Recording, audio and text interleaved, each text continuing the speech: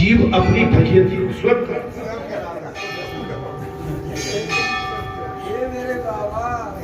जीव अपनी फजीयत स्वयं कराता है। आप देख लो कि अभी तक तो बात केवल सेवा की पैरों की थी, अब तो हनुमान जी महाराज क्या कर रहे? महाराज बातचीत भी करते थे, तो बैठे रहते दोनों के बीच महाराज सीता जी और राम जी यदि बातचीत करना चाहें तो वो बीच में हनुमान उपस्थिति है। सारा दिन तो विनोद में निकल गया, रात्रि आई, राम जी के पास हनुमान पहले से ही आ गए।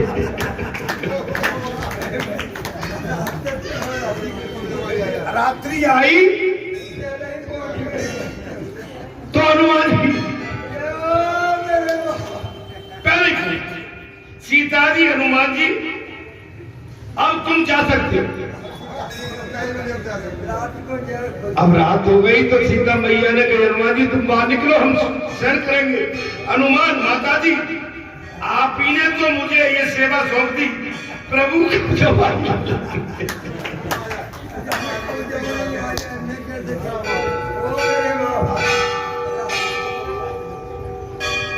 माता जानकी ने कहा पुत्र हनुमान जाओ, तुम्हारा काम पूरा हो गया। बोले मैया आप ही ने तो कहा था। बोले प्रभु कब जमाई ले ले, ये कौन जा सकता? सो मुझे तो ये रह रही। आदमी अपनी फजीयती कराता है, स्वयं कराता कि नहीं? न तुम हनुमान जी के साथ ये चाल चलते, न तुम हटे गए। भाई ये तो चतुरों के भी चतुर है।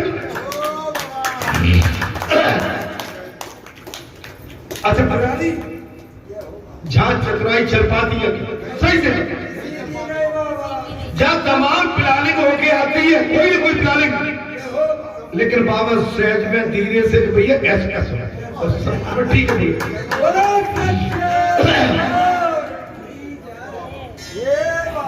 सो मुझे तो यही रहना पड़ेगा। सीता जी ने राम जी से कहा नाथ अपने इस सेवक को अब बाहर जाने की आगे दो। महाराज देखो तो सरी क्या क्या।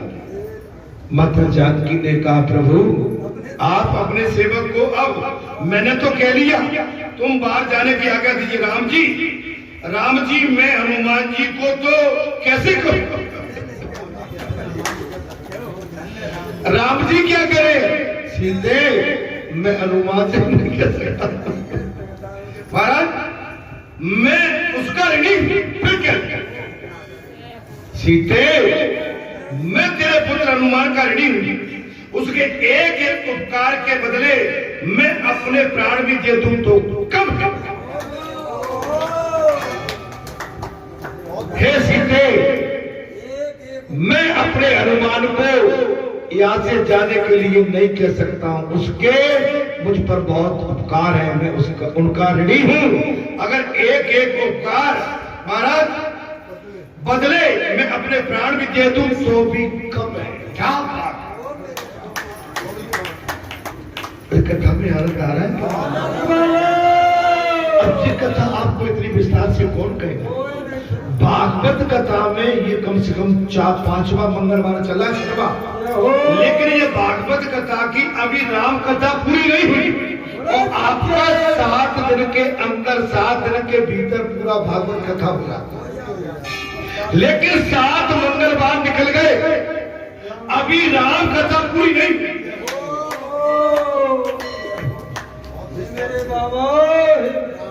सात मंगल निकल गए, राम कथा पूरी नहीं हुई।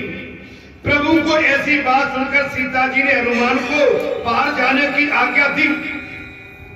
वे बाहर जाकर सोचने लगे, एक सेवा मिली थी वो भी मुझसे छीन ली। राम जी ने मना कर दिया, सीता मैया राम जी ने मना नहीं किया। माता जानकी ने कहा बेटा हनुमान अब तुम बाहर जाओ। महाराज प्रभु की ऐसी बात सुनकर सीता जी ने हनुमान को बाहर जाने की आज्ञा दे दी। वे बाहर आकर सोचने लगे कि मुझे एक सेवा मिली थी वो भी मेरी छीन ली गई। अब सारी रात में चुटकी बजाता रहूंगा कि जिससे राम की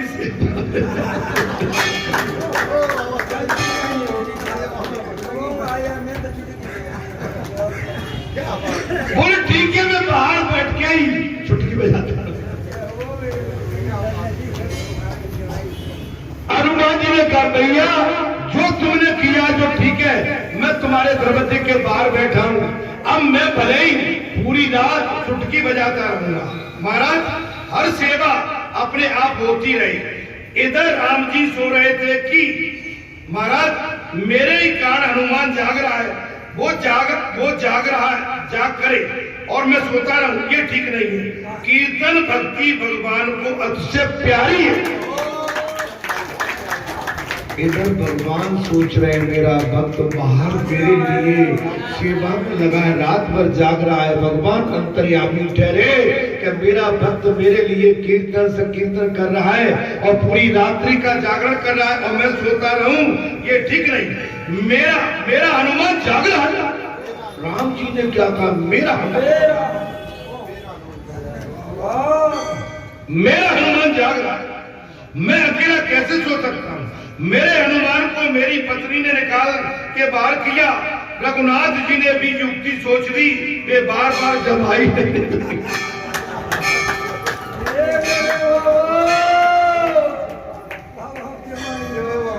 भगवान राम करे मेरे हनुमान को मेरी पत्नी सीते ने बाहर निकाल दिया और मेरे कारण मेरा हनुमान बाहर जाग रहा है। मैं मेरे हनुमान के बगैर मैं कैसे सो सकता हूं? भगवान श्री रघुनाथ ने उसी पर एक युक्ति सोच ली। वो बार बार जमाई लेने लगे और हनुमान के साथ जागते रहे।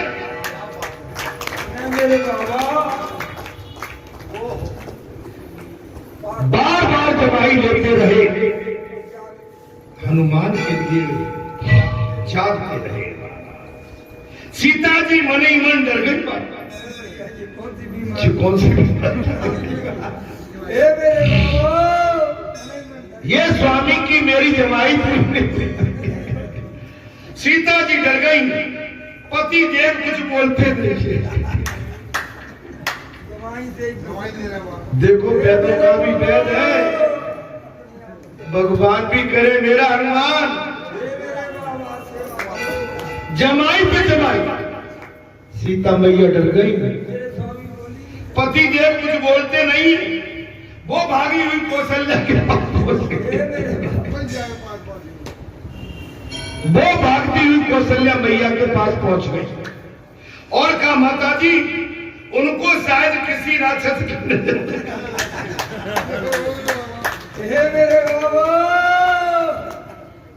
माता जानकी अपनी सासू श्री कौशल्या जी के पास पहुंची और कहने लगी मैया उनको किसी राक्षस की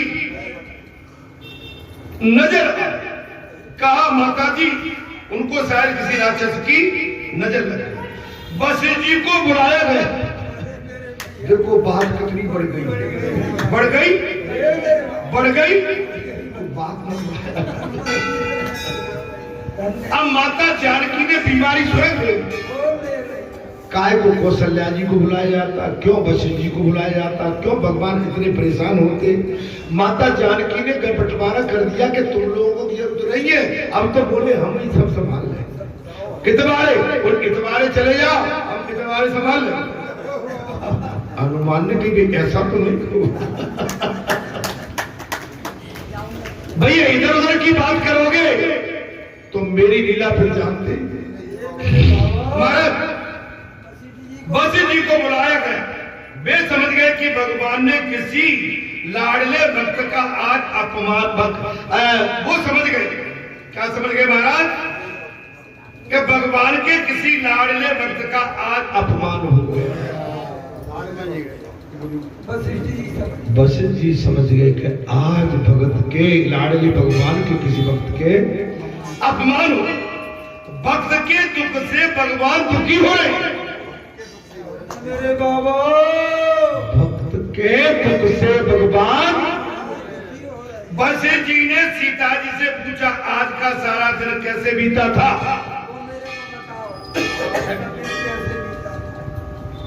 वशिष्ठ जी आ गए। माता जानकी से पूछा, पुत्रवधू बेटी आज का दिन राम जी का कैसे गया? कुछ गड़बड़?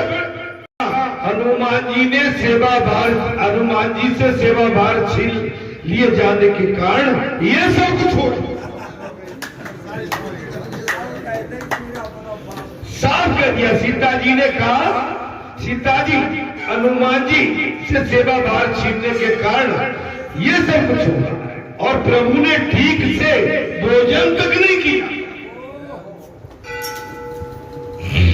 प्रभु ने, उन्होंने हनुमान जी को चुटकी बजाने की सेवा को भी बात बता दी। गुरु से कोई बात मत छिपा, ये समझ लेना।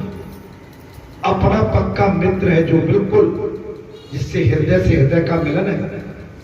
पति और पत्नी अगर आपस में इनों में दोनों में अगर छुपा छुपी चली तो वो घर कभी सुखी हो नहीं सकती।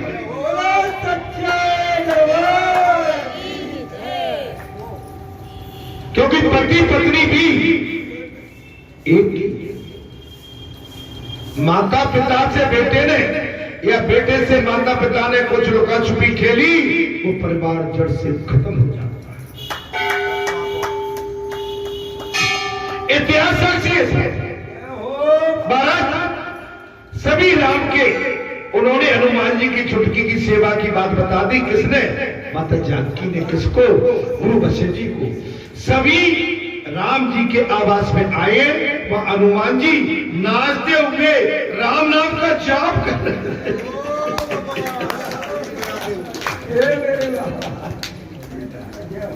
हनुमान जी राम नाम का जाप करते हुए, छुटकी बजाते हुए जाप कर रहे हैं। वशिष्ठ जी महाराज कीर्तन करो, और हनुमान जी ने कहा वशिष्ठ जी महाराज बड़ा कीर्तन करो, किंतु चुटकी मत बजाओ। वशिष्ठ जी ने कहा कि कीर्तन करो, चुटकी मत बजाओ। वैसा कहने से राम जी को जमाई आएगी, और तुम चुटकी बजाओगे तो राम जी को जमाई आती रहेगी। जगत राम के अधीन है, जगत राम के अधीन है, और राम के अधीन हनुमान, राम के अधीन, और राम आपके अधीन है। अगर जगत राम के अधीन है तो आप भी राम के अधीन है, और हनुमान के अधीन।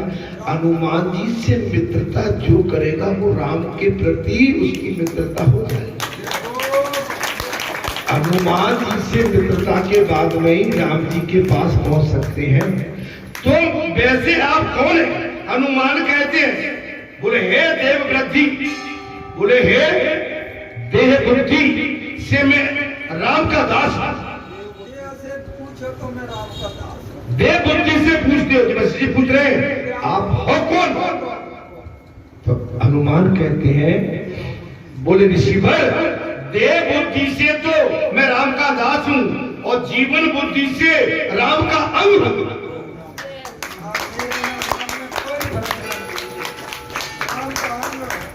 मुझ में राम में किसी भी तरह का भेद नहीं।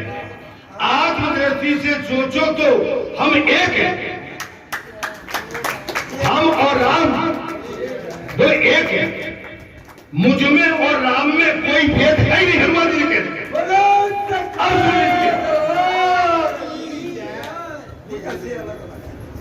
बोले देह अलग अलग है, लेकिन हनुमान जी ने साफ कह दिया ऋषिवर मुझ में और राम में कोई भेद नहीं है। भक्त और भगवान हमेशा एक होते हैं।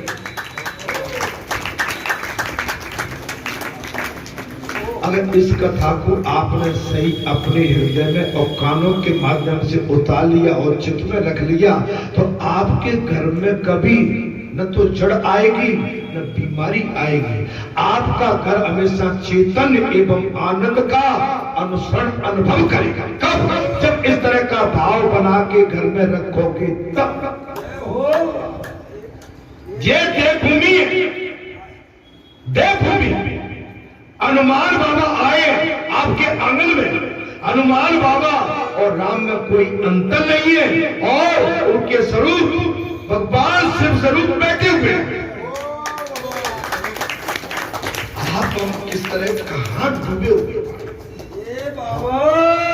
मैं कुछ चीजें तो पी जाता हूं, बोलता नहीं हूं। अगर बताऊंगा तो आप सब सहम जाएंगे। मैं आपको इतना ही अमल कराना चाहता हूं कि जय हनुमान बाबा जहां बैठे वहां राम भी बैठे हैं, वहां कृष्ण भी बैठे हैं, वहां शिव भी बैठे हैं और मां पार्वती है। अष्ट सिद्धि नौ निधि है, स्वयं यज्ञ भगवान साक्षात भगवान। अब इसमें हम किस तरह का भाव रखते हैं जी मेरी समझ। अभी हमारे भैया ने कह दिया 25 साल से पटिया तो 25 साल की हो गई, लेकिन हम कितने साल के हो गए अभी तक ये हिसाब नहीं लगा पाए।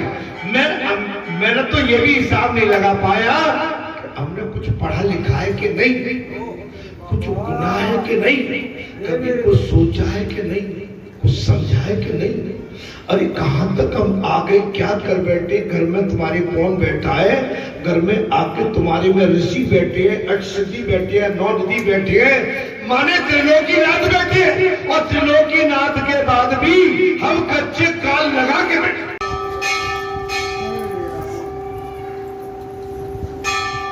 कभी अपने गुरु की गोपनीयता, बिल्कुल, कभी अपने माता पिता की गोपनीयता, अपने घर की गोपनीयता, अपने घर का वेद, अपने गांव का वेद, अपनी गली का वेद, अपने राज्य का वेद, अपने मित्रों का वेद, अपने सगे संबंधियों का वेद कभी किसी के सामने व्यर्थ में मत बोलो।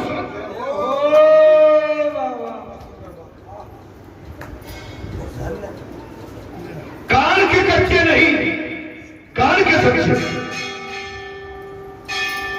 बोलना नहीं आता तो मत बोलो, समझ लोगे तो बोलना आ जाएगा, समझ लोगे आ जाएगा। हनुमान जी महाराज जगत राम के अधीन है और राम आपके अधीन है, तो वैसे आप कौन हैं। हनुमान कहते हैं, बोले देव बुद्धि से तो मैं राम का दास हूं, देव बुद्धि से वो मेरे स्वामी है और जीवन बुद्धि से राम का मैं अंग हूं, ये जीव बुद्धि है। आत्म दृष्टि से सोचो तो हम एक हैं, आत्मा से सोचो तो हम एक, सब एक है। मुझ में और राम में और मुझ में, आप में और मुझ में, और मुझ में आप में, हम एक है। भक्त और भगवान एक है। ब्रह्म का ज्ञान ज्ञाता ब्रह्म से अलग रह नहीं सकता। भगवान से प्रीति करने वाला और ब्रह्म ज्ञानी ब्रह्म से कभी अलग रह नहीं सकता है। हमारा ब्रह्म ब्रह्मा चित्त ब्रह्मन भवते। रामायण की कथा करुणा रस का प्रभाव है।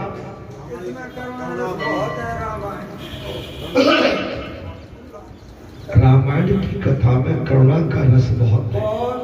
बाल कांड के सिवाय अन्य सभी कांड आंसुओं से भरे हैं। बाल कांड के अलावा और सारे कांड आंसुओं से भरे हैं। रामायण समाप्त होने पर वाल्मीकि जी सोचने लगे कि उसमें तो बस करुणा का ही रस है। वाल्मीकि ने जो लिखी है कि रामायण तो केवल करुणा का रस है, अतः उन्होंने बाद में आनंद रामायण की भी रचना की है। वाल्मीकि जी ने बाद में आनंद रामायण की रचना की है। उसमें शोकपूर्ण प्रसंग नहीं है। वाल्मीकि जी ने आनंद रामायण में किसी भी प्रकार का शोक प्रसंग नहीं रखा। महापुरुषों ने तो वहां तक कहा कि सीते हे देवी, ये जगत में आप क्यों आई, महापुरुषों ने ये भी कह दिया, हे माँ भगवती, हे सीते, आप इस जगत में क्यों आई? वो जगत आपके लिए अपात्र था, तुम्हारे आने के लायक था। ये जगत तुम्हारे लायक है ही नहीं। रामचंद्र जी का चरित्र दिव्य है, कथा को ध्यान से सुनिए।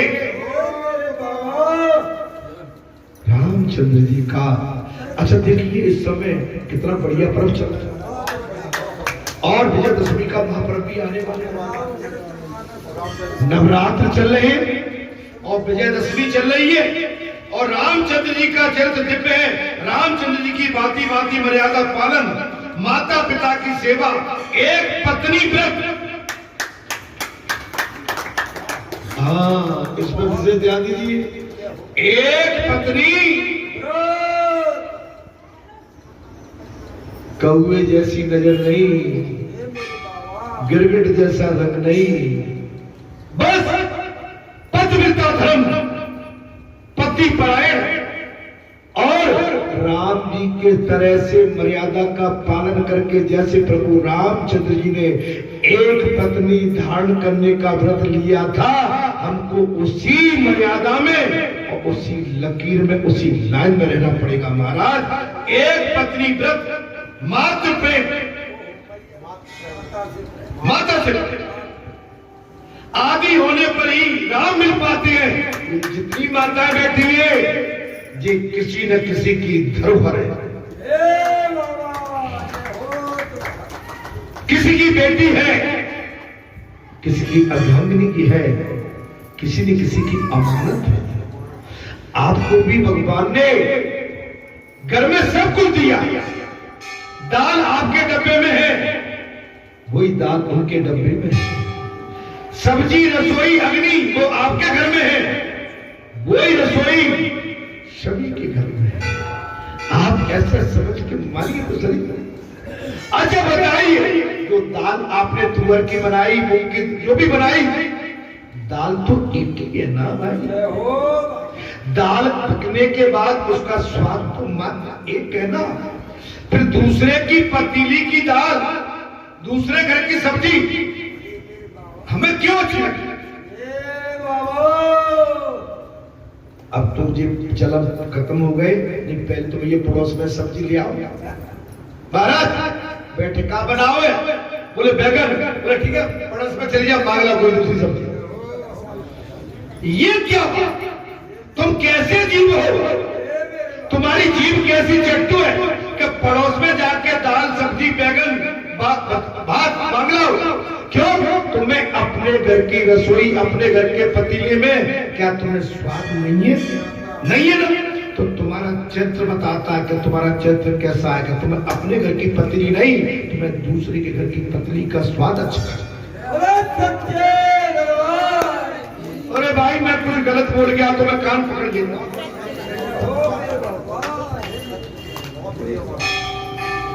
तुम्हारा चरित्र स्वयं सामने वाले पड़ोसी को बता देगा कि जब ये आदमी अपने घर पे भी इसके जब दाल बनी होगी, लेकिन फिर भी इसने सब्जी हमारे घर से मंगाई है, इसलिए ये चरित्र का खरा हो ही नहीं सकता।